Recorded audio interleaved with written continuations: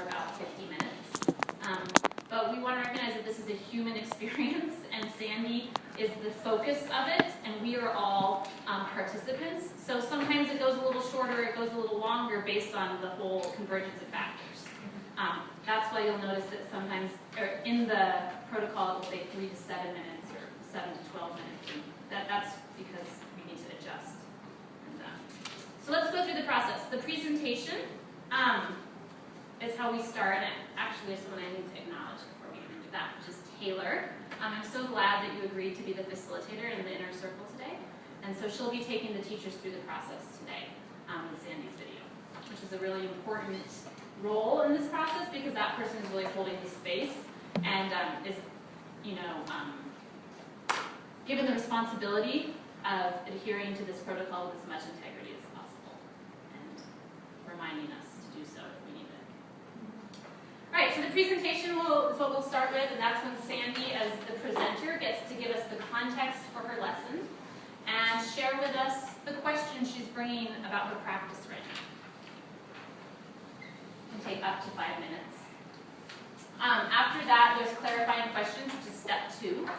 And that's a chance for the participants to ask Sandy anything they'd like to about the context or to get clarification so that they can better support and view the video. Step 3 is watching the video. We usually average about 10 minutes of video footage, and the presenter watches all the video beforehand if we have time, he or she has time, and then chooses the 10 minutes that they want to learn from that day. And so Sandy's done that. And as we watch the video, the participants can take notes if you're a person that can watch and take notes, or you may just be watching. And it's silent, so no one makes any comments during the viewing time, including the presenter and the participants that are viewing. Step 4 is several minutes after the video, if there needs to be clarifying questions from the teachers, the participants. So at that time, anyone can ask Sandy, like, what was it that happened right before this segment? I feel like I need clarification so I can understand. So clarifying questions is not trying to take us anywhere besides getting factual information from the presenter to better support and understand. And then there's time to write. So step 5 is when the teachers that are participating have now viewed the video and they have 3 to 5 minutes to write warm and cool feedback. And that's a time when this pink sheet can become really helpful because there's observation data, and now it's how do you turn that into warm feedback? How do I turn that into cool feedback? And that's the real crafting of the language and synthesizing of thought. And that process looks really different for different people. Some people can formulate long sentences like that. Some people take notes in different forms. But ultimately, we want our messaging to come out with these values behind it. Then we've got the chance to share that feedback in step 6. There is warm feedback first, cool feedback, and then ending with warm feedback. And that process is facilitated, guided by the facilitator. And the presenter, Sandy, today, she won't say anything during that time. It's really her time to receive and to think.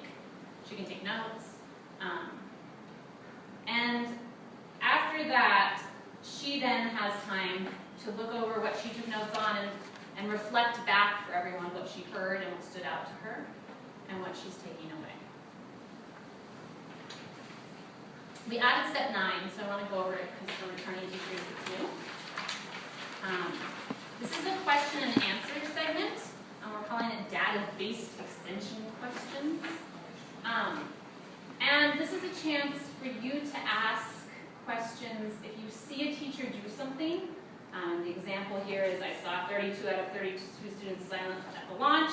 And you want to know, like, great, I saw you do that, but how the heck did you do that? Like, how did you set that expectation up?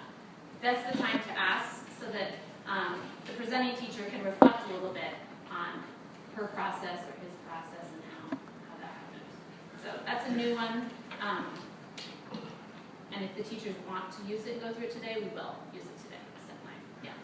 This data-driven, data extension questions, not necessarily have to do with the focus question of the presenter?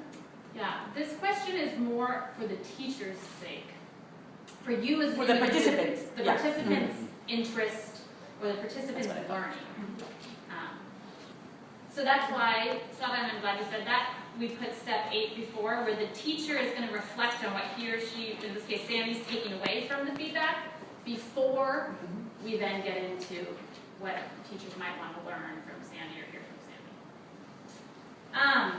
And then this evolved really naturally, double 9, lucky, double 9. Yeah.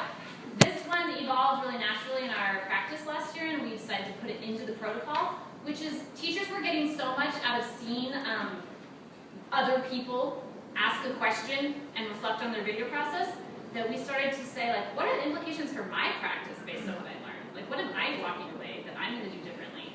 What could we do as a grade level? Now that we learned this from Sandy, or we've investigated this and Sandy brought this up and we all learned, what can we do as a department based on this? So it's not about what Sandy's going to do in her practice, but it's about what I'm going to do or we're going to do in grade level departments going forward.